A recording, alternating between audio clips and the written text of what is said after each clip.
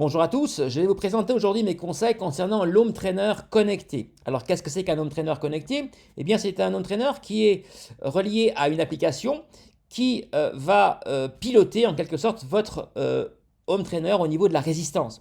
Cette application est téléchargée sur un smartphone, une tablette ou un ordinateur et pourra être elle-même connectée à un écran de télévision. Alors il existe plusieurs applications, la plus connue c'est Swift, il y a aussi l'application BeCool, mais moi je vous recommande une application moins connue qui est l'application Rouvy. Alors pourquoi Rouvy? Parce qu'avec Rouvy vous allez pouvoir pédaler devant des vrais paysages et ça a un réel intérêt. En effet, lorsque vous avez fait par exemple un grand col alpin et que vous voulez le refaire sur Rouvy, eh bien vous allez retrouver les repères que vous avez eu en vrai. Et inversement, lorsque vous préparez une sortie, par exemple, j'imagine le Mont Ventoux, eh bien vous allez pouvoir télécharger l'itinéraire du Mont Ventoux sur Rouvy, le faire plusieurs fois, et ainsi quand vous allez faire votre Ventoux en Provence, eh bien vous allez retrouver les repères que vous avez eus sur votre home trainer.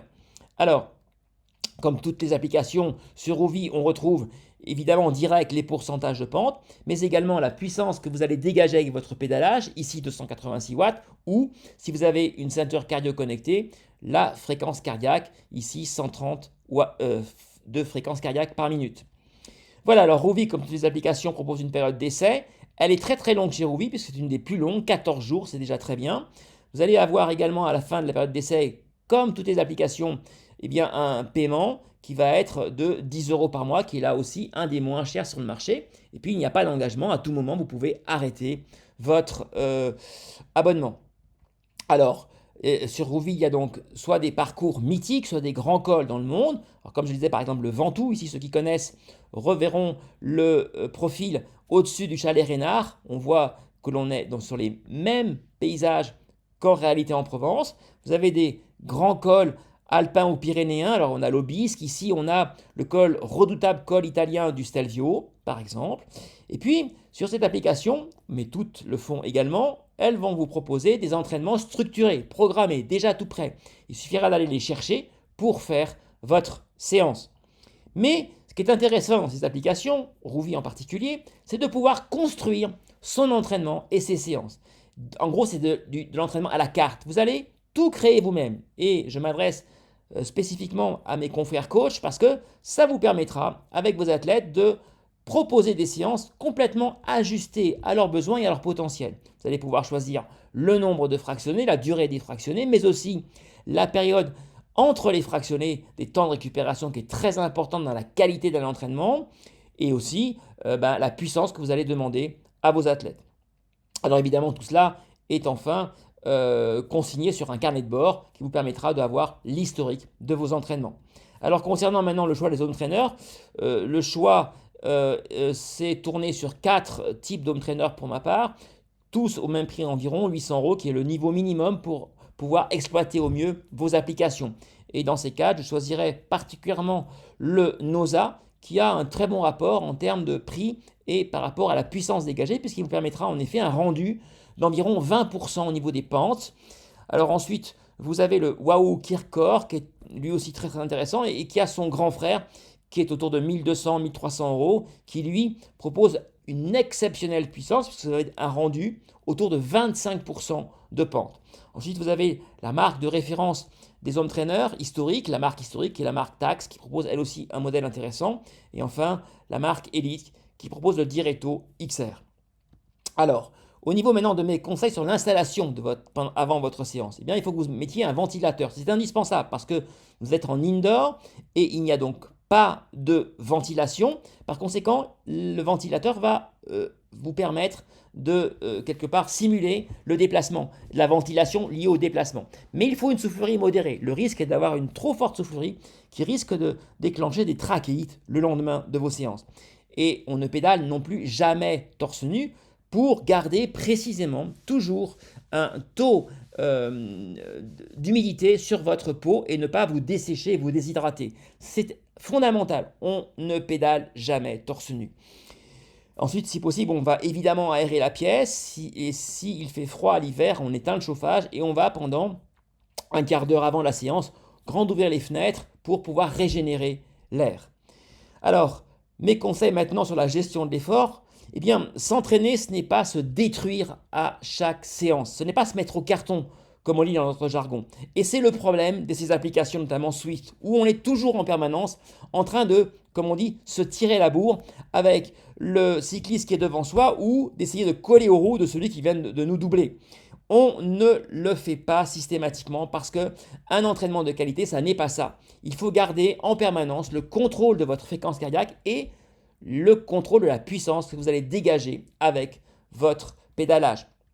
Alors, pour cela, il y a deux choses très importantes. Il faut varier les séances et pour cela, cibler un objectif par séance. Alors, soit un objectif d'endurance de force contre une forte résistance avec des forts pourcentages de pente par exemple, où là, on va rechercher la meilleure mobilisation des fibres musculaires.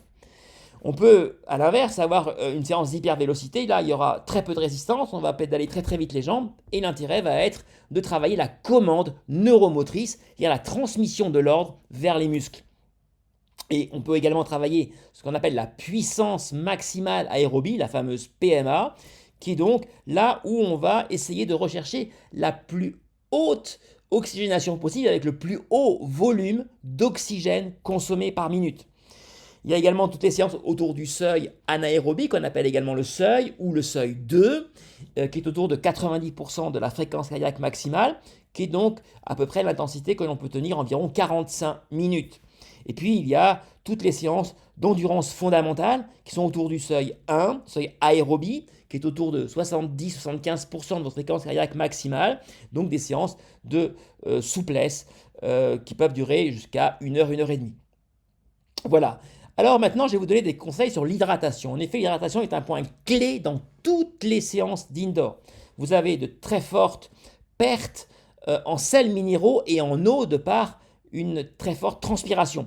Il est donc essentiel d'avoir un minimum de 750 ml d'eau par heure, c'est-à-dire un grand bidon cycliste, et non pas de l'eau plate, mais de l'eau enrichie en sels minéraux. Parce que sinon, eh bien, vous n'allez pas pouvoir compenser cette perte en sels minéraux. Et en plus, les sels minéraux vont en quelque sorte fixer dans l'organisme l'eau. Si vous n'avez pas de sels minéraux, vous êtes dans une boisson que l'on va appeler hypotonique, c'est-à-dire avec un manque de sels minéraux. Et donc, eh bien, l'eau ne pourra pas se fixer et vous allez donc tout ça passer directement en urine. Alors, comment faire pour avoir une eau riche en sels minéraux? Deux possibilités. Soit vous avez une boisson qu'on appelle isotonique. Alors moi, je vous en propose une qui est 100% bio, qui a un double intérêt. À la fois, elle est, de par sa composition, elle est riche en sucre de manioc, et donc c'est des glucides complexes. Et la racine de manioc a un autre intérêt, elle est extrêmement dense en sels minéraux, comme beaucoup de racines d'ailleurs, et notamment en calcium et en potassium, avec une teneur exceptionnelle en potassium, puisqu'on est de l'ordre de 300 mg pour 100 g. C'est une des boissons les plus denses en potassium. Et c'est le sel minéral que vous perdez le plus pendant vos entraînements. Elle est également, je l'ai enrichie en vitamine C à partir de l'acérola pour qu'elle reste bio.